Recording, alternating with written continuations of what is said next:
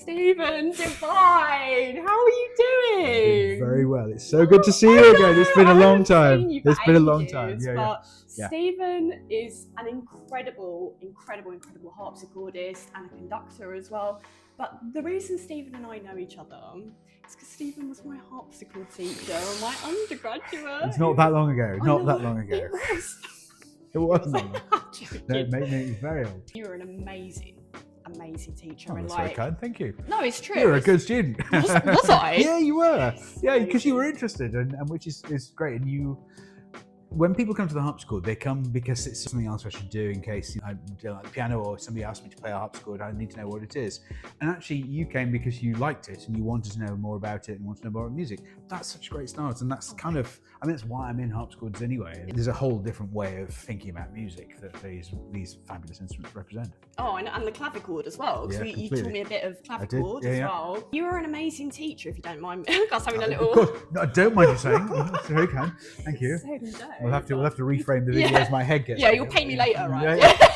All the way through. But you were an amazing teacher because you weren't just amazing about teaching the harpsichord itself as an instrument, but you were a very good career mentor to me. I remember I'd have like piano assessment, and I'd be like, look, can we just use our lesson today for me to play like some Rachmaninoff etchings or something? And you were never like, no, I'm not doing that. Yeah. Like, we've got, you were so cool about it. But that's the thing, isn't it? I mean, I think when you're particularly at the stage you were at then, you've got so much going on that actually it's really crucial to learn how to manage your time. And I think one of the hard things is that, well, actually, I need you to play your Bach this week. It seems pointless to me. I mean, to be honest, it probably says more about the way I run my own life and career. I've got to concentrate on this next week, and that's going to just have to go by. Isn't that everything we have to do now? We have to learn about the time management. It's not just about the actual dots on the page and the music. I'm so happy to have you on my Keys to the Masters series. Absolutely thrilled. The series is basically talking to industry experts, but I've very purposely gone for different parts of the creative industries.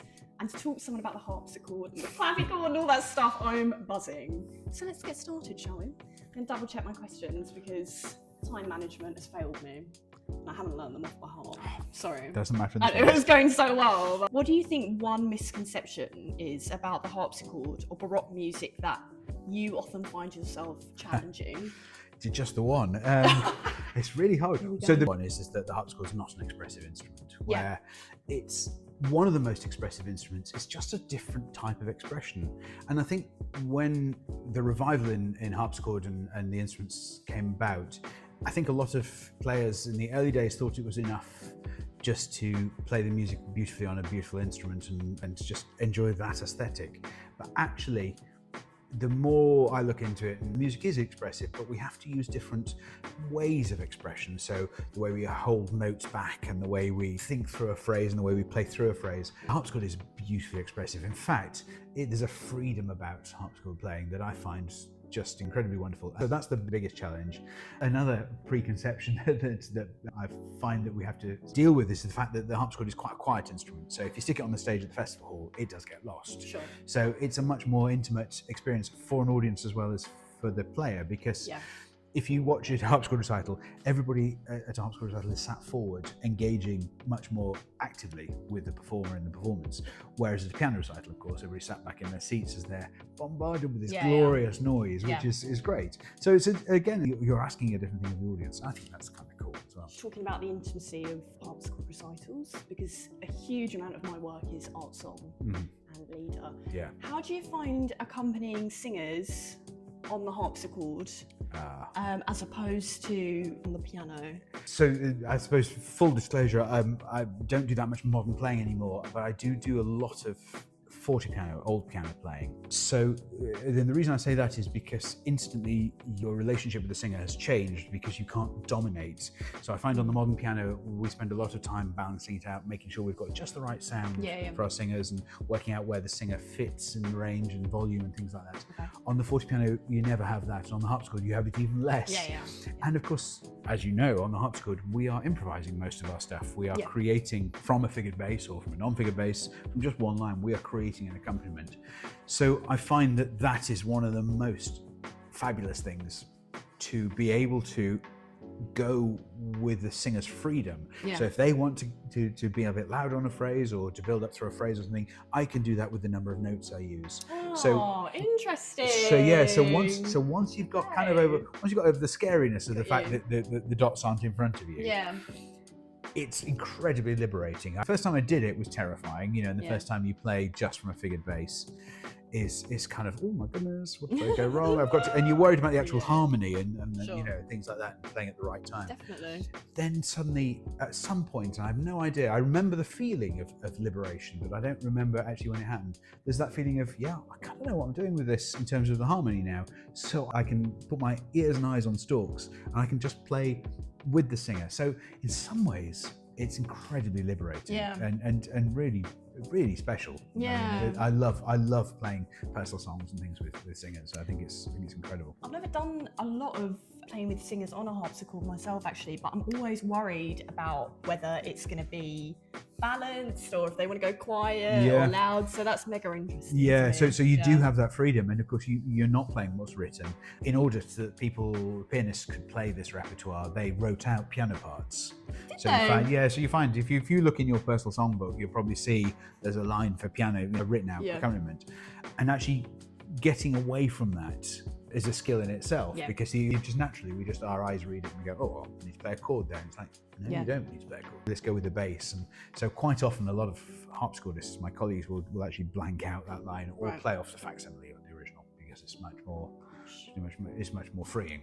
Do you ever find it more difficult being really together with singers when you're on the harpsichord as opposed to I find it easier actually, because there's nothing like a good spread chord to cover a lot of gaps.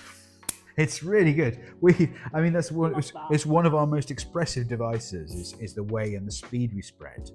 You can use it for so much expressivity, but you can also use it just to, if you're not perfectly aligned, it just gives you a real sense of like a warm cushion to sing on. So actually, again, it's a very liberating feeling. I've said that word an awful lot, but it really is.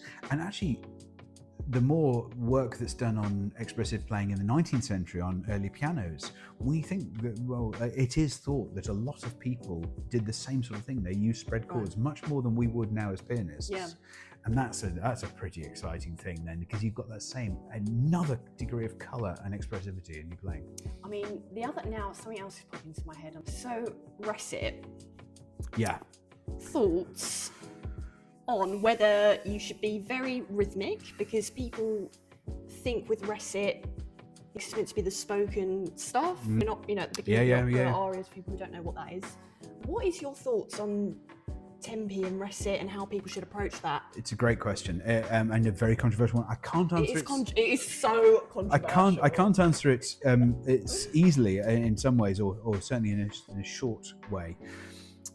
It's always interesting to me when you look at a Handelian recit that especially something in Italian, but even in English, but you do seem that there are rather sometimes quite interesting note values put in, and yes, they have to make the bar add up because it's still got to look like a piece of music, and that's fine.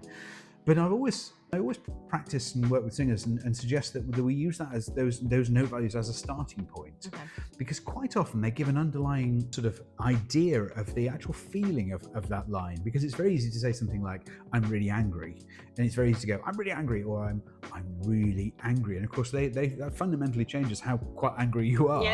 So of course, if he's writing in slow note values, you're getting the I'm really angry feeling.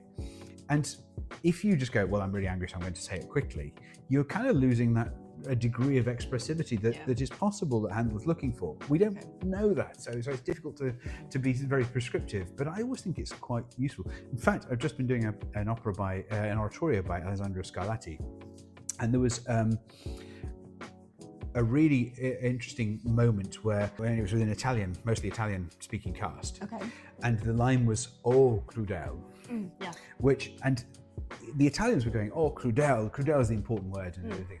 But Scarlatti had written in the recitative, he'd written, I think it was a minim of the "Oh, crudel," and then 2 quavers of crudel.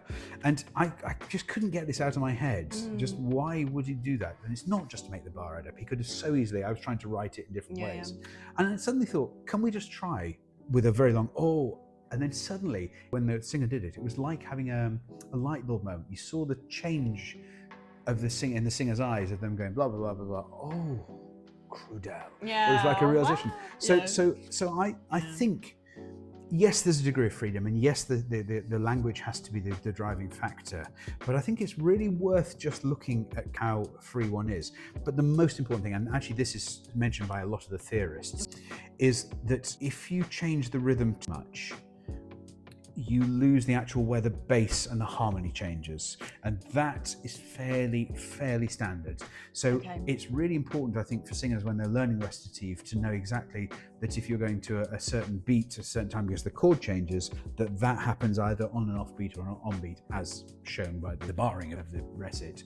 Because if you think about it, in an 18th century opera house, the singer's sort of 400 yards upstage at the other end of the car park, and you've got two harpsichords unmiked and a cellist perhaps, possibly a double bass. So you've got at least 4 players, possibly 5 with the theorbo player, all trying to play at the same time. There's no conductor, of course, in a recitative or anything like that. So how are they going to get it together? And if the singer knows exactly where the stresses and the actual bass changes are, and give that sort of inflection within their work, then the continuo players, it's very easy as a whole continuo team. You don't have to have one person going, and now boys, it's sort of, oh, it's there. We know exactly where. We all breathe together, even when they're so far away at the other end of the wooden stage. So that sort of answered your question, but sort of didn't. No, that was actually amazing. Extremely long-winded. In order to write it, there's a certain element of control by the composer, even if he knows there's going to be a freedom. So that Scarlatti example is just such an interesting example. It clearly wants to be longer than that, whereas the language sort of says, oh, Crudel. Yes. But, oh, Crudel just changed the whole meaning. You know, how it changes the character's development. Dictated by the music. And then the other thing that I think is also really important is that quite often when you have a multi-character recit, especially in Mozart, but also in Handel a lot, and actually in the Scarlatti was quite interesting, you find that one character is written in, say, quavers, semi-quavers, and one character is written in crotchets and quavers. And I think that's very deliberate. I've never thought about that. Yeah. That's crazy. So you get the different pacing of the two characters. And when I teach recits and when I'm working in opera productions now, I always say, make sure, because when we're talking now, you're talking like Claire and I'm talking like Stephen. So in a recit, we're not going to be talking the same speed and the same energy. We're going to be using Claire energy and Stephen energy. So that's what recit is. And I think that's what they're doing with their note value prescription. You see what I mean? Genius. It's the nicest thing ever said to me. Well, that's what I'm here for. Top tips for starting out on continuo and figured bass. Learn harmony. Just get a good basic grip of harmony. Basic. Yeah. So basic. Yeah. Saw what you did there. That was really bad. Sorry. I know, I'll just go. In the 17th and 18th century, when people taught this, and especially in the 18th century, they learned this thing called the rule of the octave, which was basically how to harmonize a very basic scale. Wow. Okay. So that meant that even if you had no numbers, no figured bass, you knew your basic way of harmonizing something. Did you do that? I didn't actually know, but ironically, I'm now teaching it because I've suddenly, I went back to old methods and thought, well, how did they learn? Oh, like this. And it's a much better way to teaching. I learnt it through a sort of typical A level. Here's 4-part harmony. Here's what Bach did in a chorale. Right. But actually, as a continuo player, it's been much better and more liberating to. I've used that word again, haven't I? Go for it. Liberating. Go on. You do you. I'm liberating. This is your interview. I know, but I don't want to just have the liberating police. It's all right. Don't worry. We'll keep account. Yeah, exactly. Yeah, it'd be Italian. Yeah, that's what we'll do. But it is really cool if you just don't have to think about the harmonic structure. Then you can actually work about the music side of it. That tends to get lost. So now let's say, I've got some fantastic organist colleagues who are wonderful players, but a lot of organists think they can play continuo, but they just play 4-part harmony. Right. And there's no music involved, whereas it's about the most musical form we have. Yeah, for sure. Amazing. So learn harmony. How does the physicality of the harpsichord, its mechanics and its sound, influence the way you interpret the music? We don't have any dynamics compared to, for example, the piano or the organ. And how do you then bring emotional depth to your own playing? Yeah, good question. Well, what techniques do you use to help you do that? Well, I should, as a very kind comment about my teaching skill, I should ask you the same question, shouldn't I? Really? Yes. What techniques do you bring to your crucial thing about it, and I sort of, to a certain degree, I mentioned this at the beginning. The harpsichord basics it's got this absolute wonderful sort of percussion to the sound, and it's got this very long, noble finish to the sound. The way we spread chords is an incredibly expressive device, and as I say, the more it's looked into, the more theorists and musicians now who are looking into it sort of saying that things like spread chords and what we would now call rubato as well, but it is actually a key part of our expressive toolkit. Delaying notes just makes the ear just long for them a little bit more, gives you a lot more power to move within a phrase.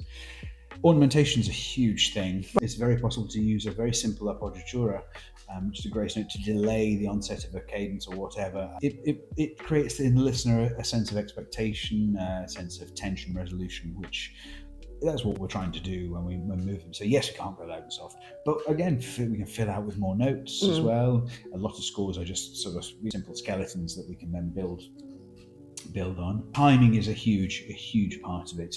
Tempo is a very overlooked thing. A lot of performers, can play very fast and do play very fast, and that's absolutely brilliant. But when the actual sound of an individual note on the harpsichord, there's the onset of a note is the sort of when the quill plucks the string, you get a plosive consonant, you get this wonderful sort of sound, and then of course you've got the release when you get to sort of almost like an extinguishing of a candle sound. And if you have that on every single note, if you play just incredibly fast, then we're going to lose all those little extra sounds. Yeah. And they're as much part of it as well. In the same way that a rest is, I'm sure you know when you're a kind of singer.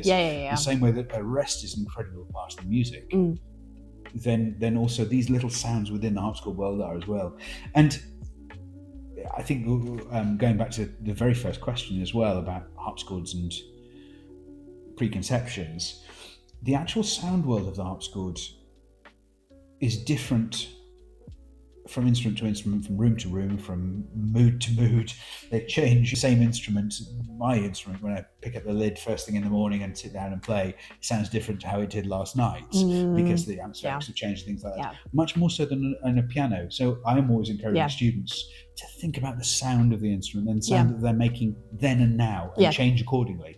It's an expressive way of thinking about it as well, that today I might just have to play a bit slower because the harpsichord's sounding a bit louder or something. Yeah, there's a bit more clatter in the sound, and I want a calmer effect. And I want less clatter, so I'm going to have to play a bit slower and things.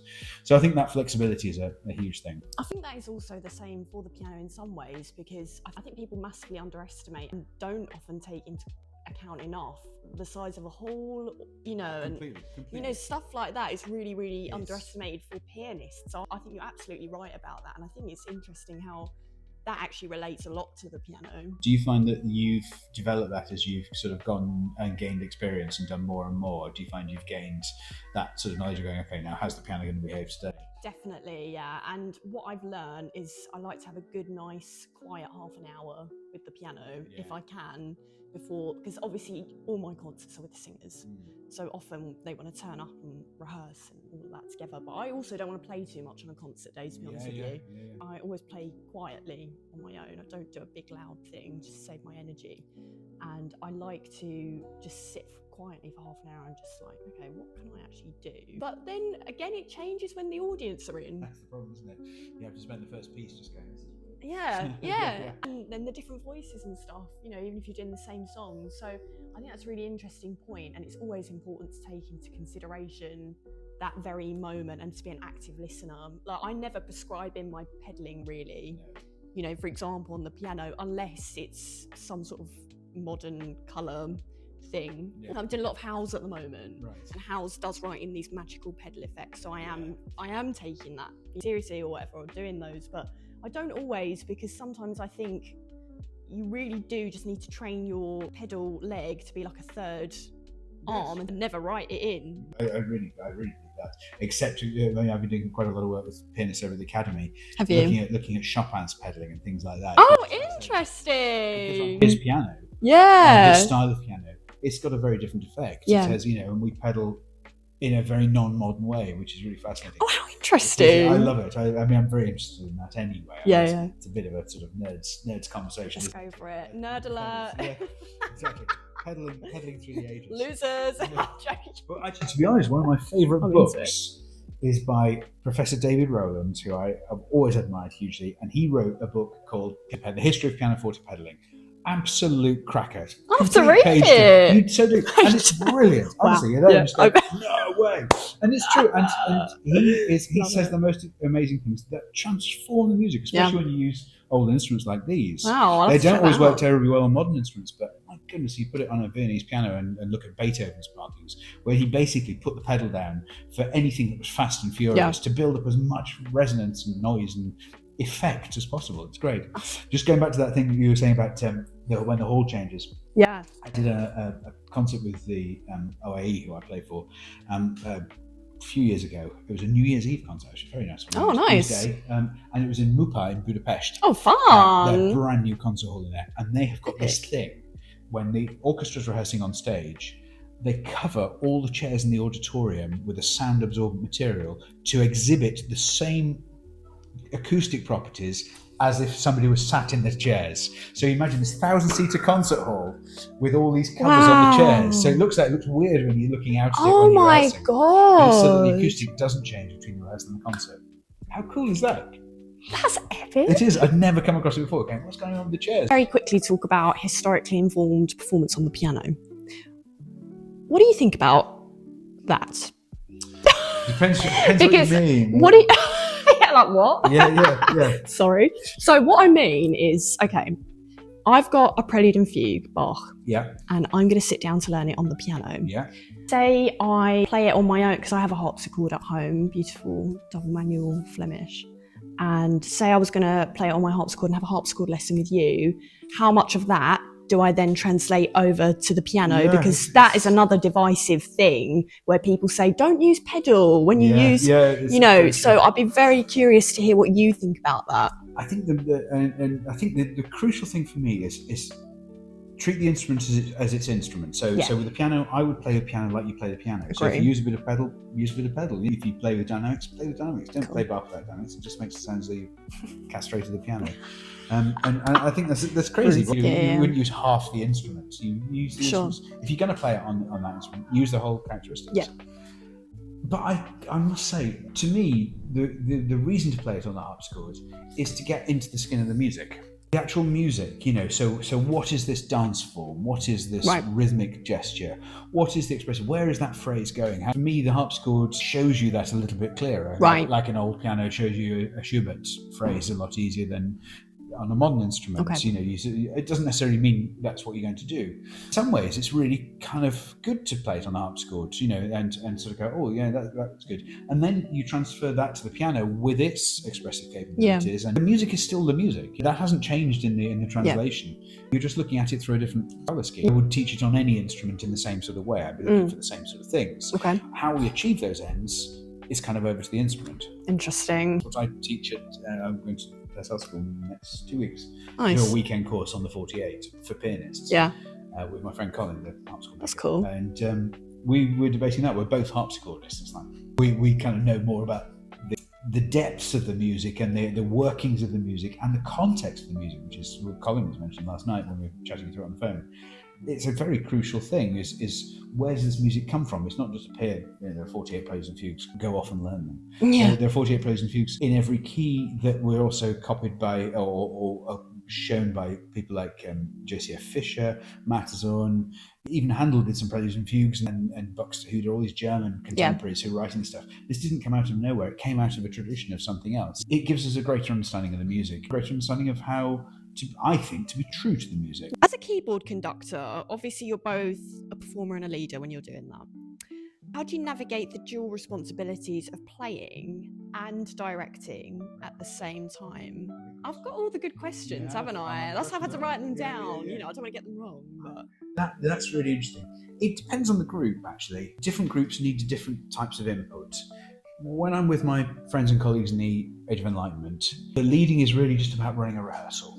Okay. It's about keeping the thing moving so we're not getting too stuck and we've got to get through the repertoire in 3 hours or whatever we've got. There's so much expertise in the room that actually we can usually come to a consensus at some point. I'm just a guiding person in that, but I'm also fundamentally one of them as a player. I'm going to work with guest conduct a few orchestras this year, and I suspect there'll be a lot more of a sort of traditional conductor role, that I'll be giving interpretive things, because I know one of the orchestras is not as experienced at this style of music. It really depends on the players. However, I expect this group that I'm going to see, the one I'm telling you about, I think that they're also, well, I know I've heard them online, they're also fantastic players, so I'm going to be interested to see what they bring to it. But they've asked me to go in and talk about style and things. They're on modern instruments, so not historic instruments as well. Yeah. So this is not something they do all the time. So they're asking for a little bit of expertise and input from me from that. So I'll probably give a little bit more leading and directing in the show. Hopefully I'll be able to do a bit more playing and just enjoy the fruits of our rehearsals. I never like to conduct too much in concerts when I've got a keyboard in front of me, because I'm there to be a player as well. And the continuo is such a important central point to the ensemble anyway, that you don't want to kind of lose that by not being there. Nice one. I'm just going to grab my jacket. Yeah. Yeah. The edge is coming out. The Danny Zuko of the classical piano world. What? Danny Zuko? Kaniki? Here we go. The tough questions. I think this could be a tough question, I don't know. Let's find out. How do you make music like this relevant and engaging to a modern audience? Oh gosh. Boom. Yeah. Tough enough for you? It's a really good question. I've got one little thing which is getting stronger as I get older, which I never expected, which is I think good music is just good music. And people will come to it and take it from it what they want anyway. So yeah. A club banger's a club banger. Exactly. I don't actually know what that means, but a club banger. I do. But I do think that in the same way as we could sort of say, so why is the Chopin ballad relevant in the same way? And it's because people draw what they want out of it. You know, some people are moved by the romanticism and the gorgeous big tune, and they love all that sort of stuff. And it's lovely to watch a sloppy-haired young man playing beautifully and that's great. But the music is still great music. People appreciate it on lots of different levels, in the same way that people do with Bach. And I would say that just because we haven't heard of a lot of composers from the Baroque, the music is still very, very good, and people can still get what they want from it. It's a funny one. I don't do that much to it. I think the first thing to do is to play it as well as you possibly can. Always. I try and avoid doing anything that's divisive, so playing too fast for the sake of just playing it because it's a bit boring. In fact, the where we're sat today, the gentleman who assembled this gave me one amazing piece of advice when I was starting out, because when I was 16, 17, I did play everything too fast. Okay. Kind of, because harpsichord music was... Yeah, it's probably just like, oh yeah. Yeah, I can. Cool, yeah. That sounds great. Yeah. It's very impressive. Yeah. And he said something like... That'll get all the girls. But he said to me, there was a particular piece, and I said, oh, it's really boring, I don't play this one. He said, if it's really boring, play it slower. And I just sort of thought, okay, and I did, and I've been doing that ever since. If I don't quite understand it, play it slower and let people find their own way through it. It doesn't mean take the music out of it. In fact, it means do the opposite. Find the music, find the phrase, find where it's going. Don't skim over it. There's music that's not as good as other music. There's music that's really great. There's music that's not so great. But there's nearly always something that people will respond to. So don't talk down to your audience. Don't belittle them. And so I think a lot of stuff that we do now is I find it's like that we're insulting the intelligence of our audiences. Not everybody's going to like harpsichord music, however well we do it and however well we do it, in the same way that not everybody likes Yuja Wang playing and Lang Lang or whatever. Even though they're phenomenal and they have phenomenal followings, there are still people that I'm not into that. So fine, why should everybody be into everything? But find people and give them something that's honest and true and is an expression of yourself. I don't do that much to make it relevant, other than I play it as well as I possibly can. I think that's a good answer. And I don't feel the need to dress up in costume or apologise for it. I like that, Stephen. I love that thing of authenticity and just aiming your work towards the people you know will appreciate it or understand it or whatever. Of course, I mean, as you know, the very fact you're doing this, you have to find alternative ways of engaging and finding those people in the first place. Yeah. And that's great. I mean, that's a new thing. I mean, look, the question I was going to ask you is, how much has the business changed? I think the big game changer, and I've said this I think on an earlier interview I did with Alistair Hogarth, who's a concert pianist, fantastic concert pianist, is the big game changer in my humble opinion is social media and how we're using it as classical artists, because it's reaching new audiences.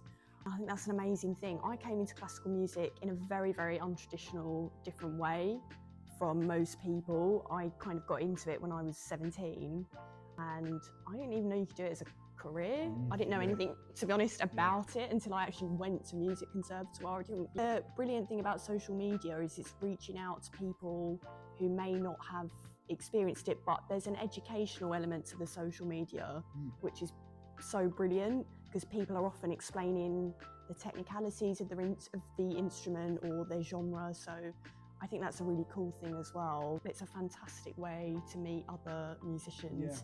That's highly underestimated, I think. I've met a lot of my colleagues through Instagram.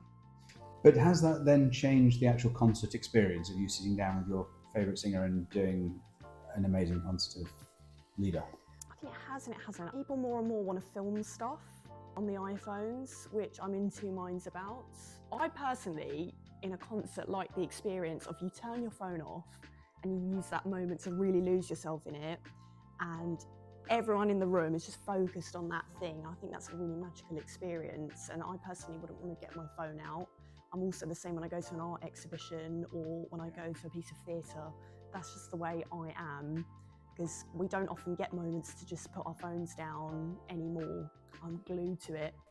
Sorry, I didn't mean to interrupt. But I completely agree with that. I feel the same. I mean, for me, the concert experience is, I mean, we've done concerts in this very room, and some of my best favourite concerts have been here, where 40 people, which is all that can fit in here, have witnessed something very special that another 400 people would have loved to have heard, but didn't come and couldn't have got here. And it sticks in our memories, but I don't want to recreate it and live it over again. I just want that special memory that I was there and either playing or listening or was just here. And likewise with the audience. But for me as well, it changes if I know that somebody's actually capturing bits of it, it changes the way I play. It changes the way I don't want to take that risk now. Because I don't want to make have that bit. So, listen, isn't that great splat he did in the middle of that passage?